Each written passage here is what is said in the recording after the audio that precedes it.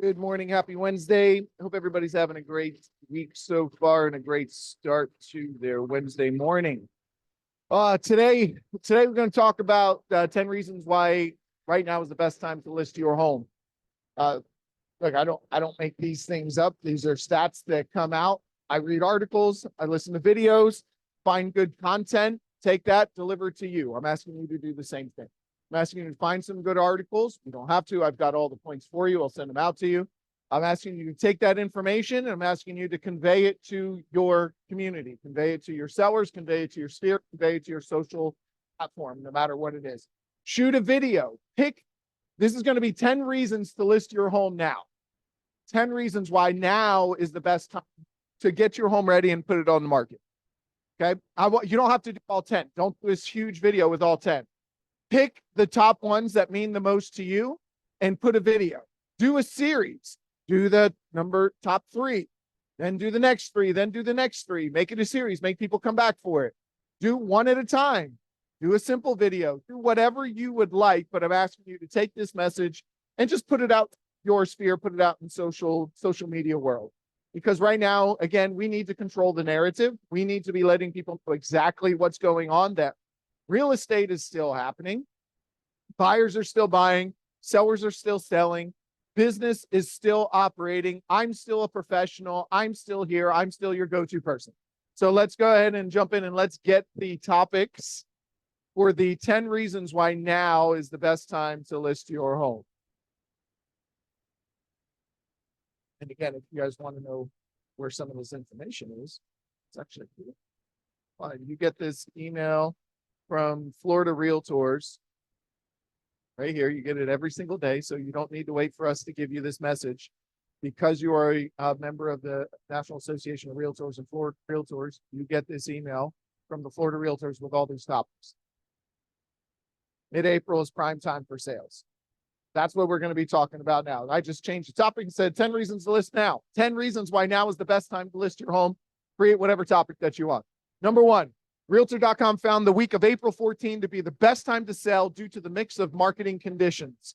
Sellers on a national level could get $34,000 more than the start of the year. They found that the numbers are down a little further, but 1% more, like just a difference of 1 week from the first week of April till like the second, third week of April, sellers got 1% more than that week before. On a $500,000 home, that's $5,000. We see over the last year, it was like a 5% increase of appreciation over a year. This is 1% difference between 1 week. That's a hell of a swing for a seller to be able to put 1% more just by listing at what 1 week difference. So basically, a seller could get $34,000 more than at the start of the year. When you look at prices compared to the beginning of the year, somebody who listed the first week of the year and somebody who listed the week of April 7th to the 14th to the 20th, $34,000 difference in pricing. On a $400,000 home, that's an 8% increase from the first of the year. Their home values may have only appreciated 5% over a 12-month span, but they can expect to get about 8% more than the first week of the year just by choosing to list during this time of year. That's some pretty crazy information. And if we're not telling our sellers that, we're missing out. April 14th to April 20th. This is the best time to list your home on the market. The best time to sell. This 7-day time frame has lower chances of price reductions and competition from other sellers. That's good information to have. Lower chance we're going to have to lower our price. This does kind of predicate on you pricing it correctly. We can't just price it crazy. We've got to price it right. We have a less of a chance of having to do a price reduction and less competition from other sellers, because most sellers are waiting until later, waiting until the end of May, waiting the first week of June, once schooling has kind of got out.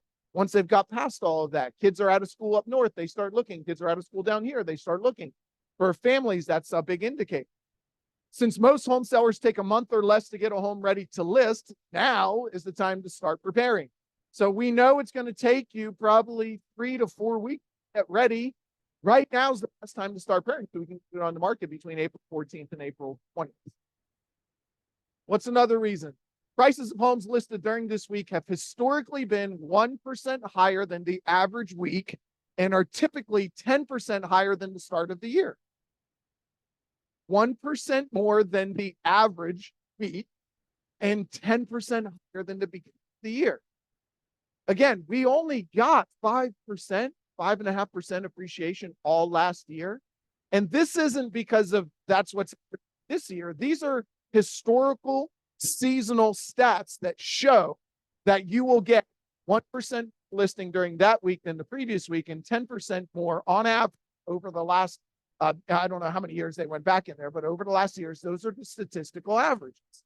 So if you can know, if you're playing cards against the house and you've got a little bit of info, knowing what card is coming next, you'd want to play your hand a little differently. If you can benefit yourself and go all in on something to get a bigger return. We have the statistical data. We have that upper hand against the house. Why not utilize it? So if 2024 follows last year's seasonal trend, the national median list price could be $7,000 higher than the average week and $34,000 more than the start of the year. Great information to know. We have an opportunity to put some more money in your pocket.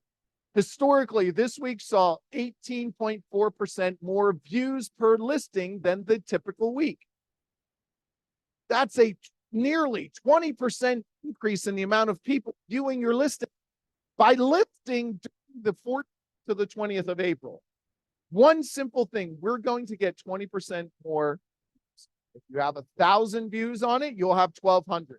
If you have 10,000 views, you're going to get 12,000. 20% increase basically over what the average week number of views is. More people looking at your home. Isn't that what a professional marketing company would do? They would find this data, figure out when the best time, get the most views and put the most money and get the best return. Isn't that what we should be doing? We should be letting people know about that. But in 2023, this week actually got 22.8% more views per listing than the average week.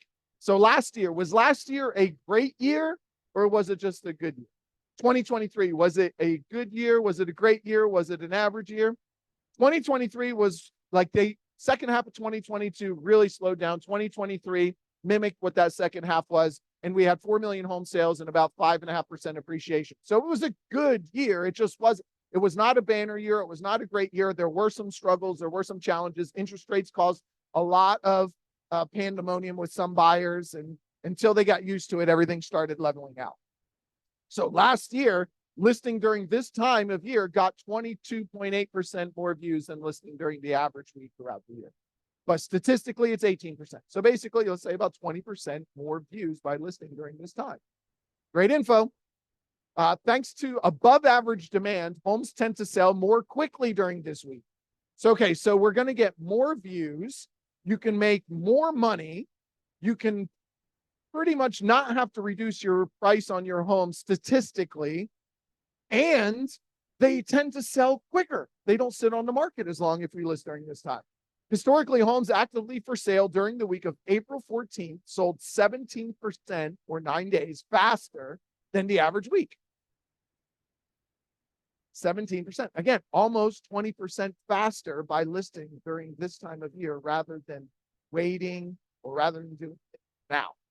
In 2023, this week typically saw homes on the market 46 days on average, 6 days faster than the year's average. So again, a week faster, 9 days faster. May not sound like a lot, but when you're a homeowner and you're providing this information to them and they have to leave for every single showing, they have to put their dog in a crate, they have to clean up the house, and then you have a husband or a wife that's doing it all on their own because the other one's at work, vice versa, whatever the case is, it's a lot of stress that they're thinking about. Any amount of days you can take off of them, give them a story, tell them a story about how, yeah, I know a family like yours, you're going to have to put the kids in the car, you're going to have to take them out, you're going to put the dog up, you're going to have to clean, it's a lot of work. You have a 3,000 square foot house. The last family I had, they were on market for 60 days. It got extremely stressful. But knowing this data, we have a strategic advantage getting your home on the market now, prepping it now, pricing it right now to sell it quicker, to not have to go through all of those stresses. You're going to have less competition. You'll get more views. We potentially sell faster and for more money. Good information. Less competition from other sellers, with past seasonal trends likely to persist. So again, statistical data continuing to persist. There would be 13.7% fewer sellers on the market this week compared to the average week during the year. Most sellers are waiting a little longer before they come on the market. Coming on the market now shows you'll have less competition, less sellers coming on the market during this time, with a higher than average chance of selling quicker for more money and getting more views.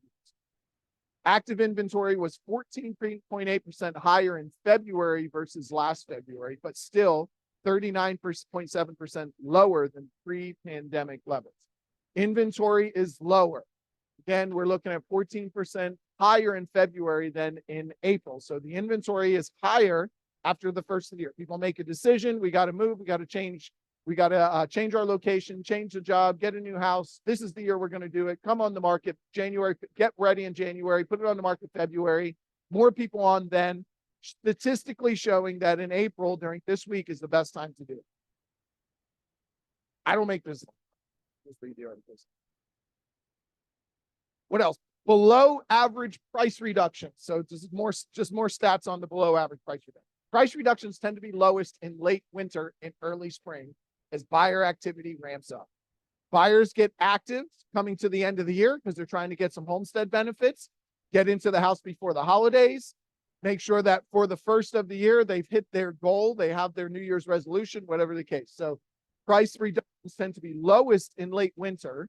And then also sellers in late winter deciding that, look, if it sells, it sells. If it doesn't, it doesn't. We'll just kind of take it with a grain of salt and just wait. Maybe we'll do it after the first of the year, but we'll just kind of slow down.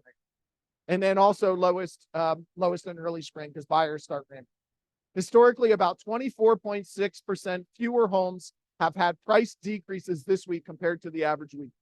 So 1/4 less homes have had price reductions. So 24% less homes have price reductions on the market when they come on during this week over the life of their listing. Again, you can reduce the chances of having to have a price reduction by 24% by statistically proving and choosing the right time to come on the market. In 2023, this week saw about 8,000 fewer listings with price reductions. Most people get tax returns too at the end of the year too. So 8,000 fewer listings with price reductions compared to the average week. Prices tend to peak later in the year, but so does competition. By the end of June, prices have historically reached near peak levels, 13.8% higher compared to the beginning of the year. So people come on, they start seeing the market going crazy. They start pricing their homes higher, which means they sit on the market longer. There's more sellers coming on the market, and there's still the same amount of buyers that were still getting active before. So the prices continue to go, they reach a peak level, but they sit on market. They don't necessarily sell. This doesn't say sold prices, this is listing prices compared to the beginning of the year, while the number of new sellers increased by even more than 49%. So you have 49% more sellers on the market trying to push their price up with more competition. Why not get away from all of that, get on the market sooner, less competition, better chance of selling? By entering the market early, sellers can head off that competition, increasing the odds of successful closing and favorable terms. I think that's definitely something we should be letting people know. You're going to have 50% less competition coming on market now than waiting till the middle of the summer. Why don't we at least try it? And then we can negotiate a back. We can negotiate a longer closing. We can negotiate whatever that's going to be because there's less competition, more buyers searching for a home like yours, willing to pay more to lock it in, to make sure they have that home so they can enjoy the rest of their summer and then just make the move in July. I've got a scenario right now just like that. It'll actually close today, and they're not moving out until the end of June. So they worked out perfectly because we have an out-of-state buyer not coming down until July 1st, but they were looking and just happened to be kind of searching around and said, oh my gosh, that's the one, even though they weren't going to buy until May, June, because our home was on the market and there was less competition. And we stood out because we were the best thing out there and we had an amazing price and they were motivated to buy. So sellers still stand to see favorable buyer attention. Demand tends to cool in late summer and early fall, while mid-August, the number of sellers with actively listed homes typically increases 29% compared to the beginning of the year. So again, the beginning of the year, there are less people on market in April, and then it increases by nearly 30% by the end of June because everybody's trying to play catch up, getting on the market. They got to reduce their price because there's more competition. And the buyers are starting to slow a little bit as well. So prices go up, people have to reduce, more homes come on the market, more competition. Just makes sense. Then the 2024 housing market is expected to behave according to typical seasonality, but will likely offer slightly better conditions than 2023. Slightly better conditions for who? For sellers? Buyers? In my opinion, probably for both. Interest rates are better than they were last year, so slightly better conditions for buyers because of that. Sellers are more willing to negotiate with buyers. Buyers have the ability to negotiate a little bit more. They can negotiate some repairs, closing dates, prices, concessions. Sellers, if you use this data, less competition on the market right now based on seasonal data, better prices, more money than the beginning of the year, a statistical increase, less competition, and less chance of a price reduction. So statistically, it's the best time of the year for a seller or a buyer. So my challenge to you, I'll send these out. I will share these 2 slides with the team. I would love for you guys to shoot a video, a quick 30-second video with 1 or 2 of them, a 60-second video with 1, 2, or 3 of them, a longer video with all of them, create a series out of it, and put some of this info out into the social world. Talk to your sphere, send them information like this, but this is really good information for anybody who's considering selling. Are you thinking of selling? Have you considered selling? Let me tell you why now, statistically, is actually the best time of year to put your home on the market coming up in the next 3 years. It's information that we should really be getting. All right, so that's that. So please take some time to do that. I wanted to share something. The next thing I'll talk about, I want to share a couple things. We'll talk a little bit about contracts, kind of putting timelines together, making sure they're correct. But I want to talk about communication. Communication, we know, is absolutely key. Just understand that as a buyer's agent, your contract says, and the buyer agrees to this by signing it, that they agree to keep the seller and the seller's agent fully informed through the proceedings of their loan approval. Fully informed. They don't have to disclose personal and private information, but the contract by a buyer signing says we agree to keep the seller fully informed. We agree to use diligent effort and good faith and agree to keep the seller fully informed through this process. And we authorize our lender to do the same. That's what the contract says. They authorize their lender to do the same without disclosing personal and confidential information. But what happens sometimes? Do buyers ever go off the rails and do things without telling us? Yes. We have plenty of times where buyers go and do things. Have buyers ever talked to their lender and changed the type of loan that they're going to get because the terms were more favorable? Yes. Do the buyers always tell us when they do that? No. And what happens when you write a contract to cover them in your loan approval timeline for a specific type of loan? If we write a contract for a buyer that says this contract is contingent on buyer being obtaining loan approval within this many days for a conventional loan, that's the type of protection they have. They have protection for a conventional loan. If they decide to change to a VA loan, do they have protection? Yes or no? Anybody chat in, just say yes or no. Do they have protection if they get denied for a VA loan? So the answer is no. They have protection for a conventional loan. So if we send over data that shows that they were trying to get a VA loan and they got denied, your buyer's escrow could be at risk. I'm not a judge. I'm not an attorney. I don't make those decisions. And the simplest sample of what I can look at is this contract said you were going to get a conventional loan. I have no data on a conventional loan. I have you getting denied for a VA loan. I didn't agree to the contract where you were going to obtain and have protection for a VA loan. This doesn't mean that your buyer can't decide to get a VA loan because the terms are more favorable. They just need to communicate with us so we can update the contract and make sure they have protection for a VA loan. What is required by every lender if a buyer changes to a VA loan? It's required by every single lender. Every lender, if your buyer gets a VA loan, it's something called the VA escape clause. Does that shit sound scary to a seller? Hi, Mr. Seller. I know we had a Mr. Seller. I know we had a conventional loan, and that's what we were getting. But we're going to go to a VA because the terms are more favorable to me, and I get a better rate. I get better this. I don't have to put as much money down. It works out perfectly for me, the Mr. Buyer. By the way, please sign this VA escape clause that allows me protection to get out of this contract. If anything happens with financing, appraisals, or anything, I'm fully protected.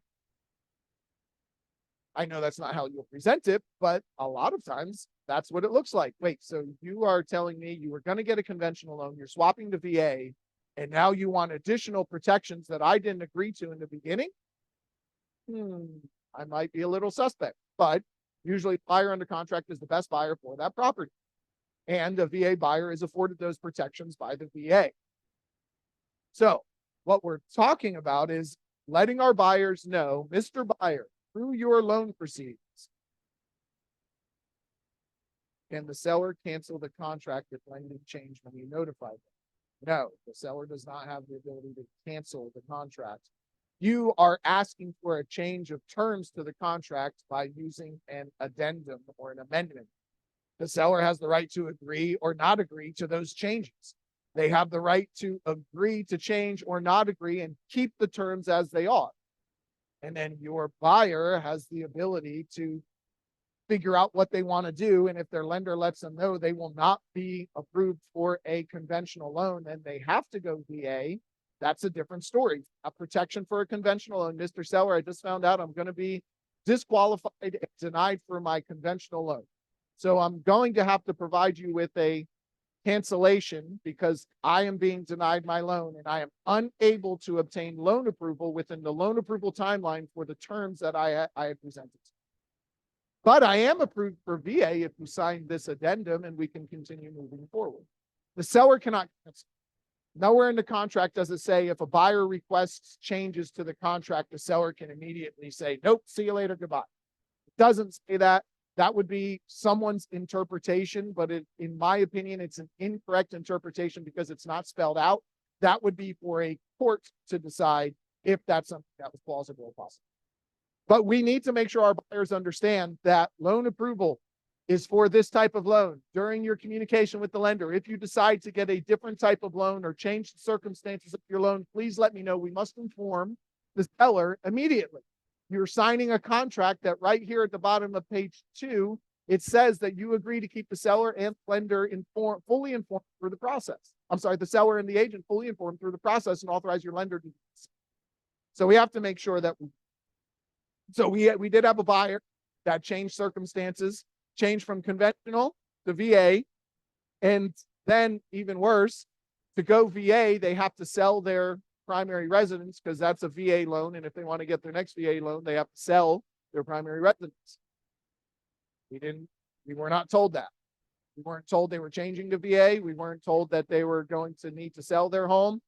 The first contract conventional loan was not contingent on them selling their home. So here's what happens when communication is not going on very clearly. The title company reaches out to the buyer and seller to see where they're at in the process as time continues to go. They send data forms. They send them, I need this info. Please fill this out. Please send this over to me.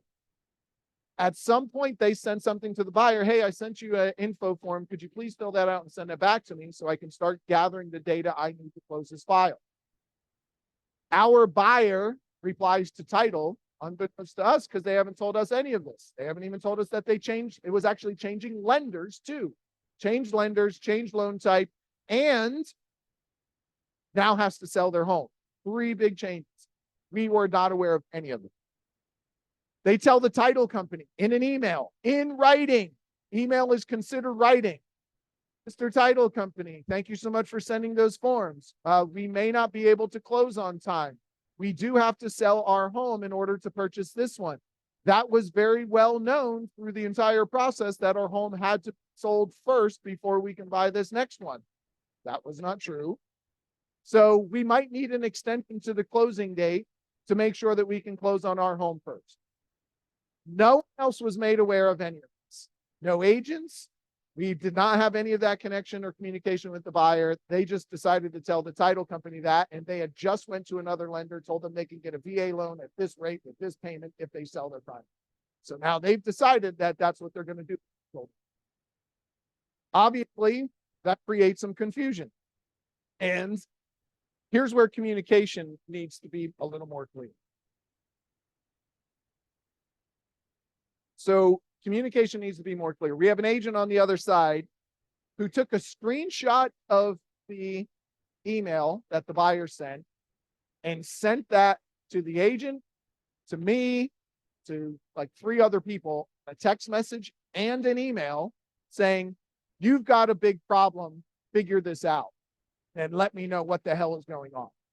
That's what the agent sent. No communication prior to that. I have no idea what the hell is going on. I'm like, why am I included in this?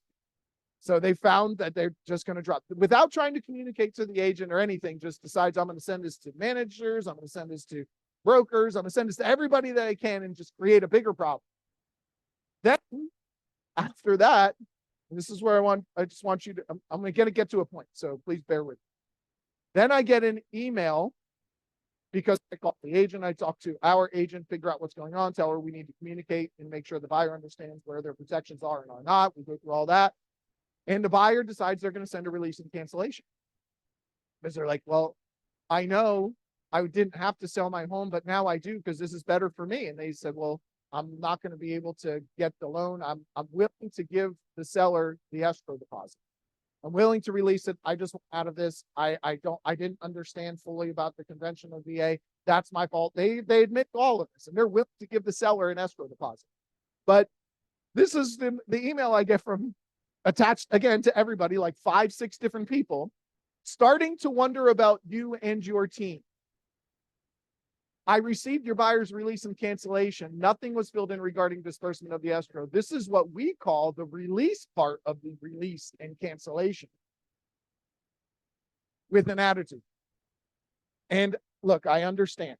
I understand that there is, I understand that communication needed to happen, needed to be more clear. They have to represent the seller. I get all.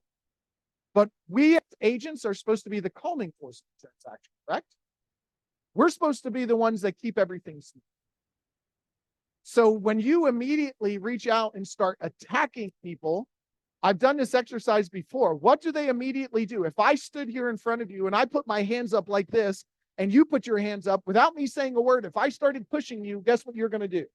Push back. So if you're looking for a fight, go ahead, do something like that. Throw it out and start doing something. So I just replied very nice, said I'm not sure where the sarcasm, where the attitude, where the direct attacks happen to come in. I'm more than happy to help.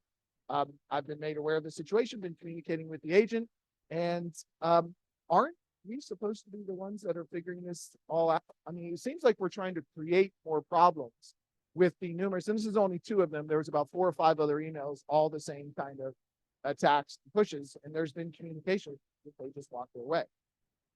And the agent quickly just stopped. What are you going to say? No, I want to be an asshole. No, I want to be the problem. No, I'm going to create problems. Like, I hate when somebody gets me like that, where I'm the one creating the problem now, and I have to be the one to be reasonable.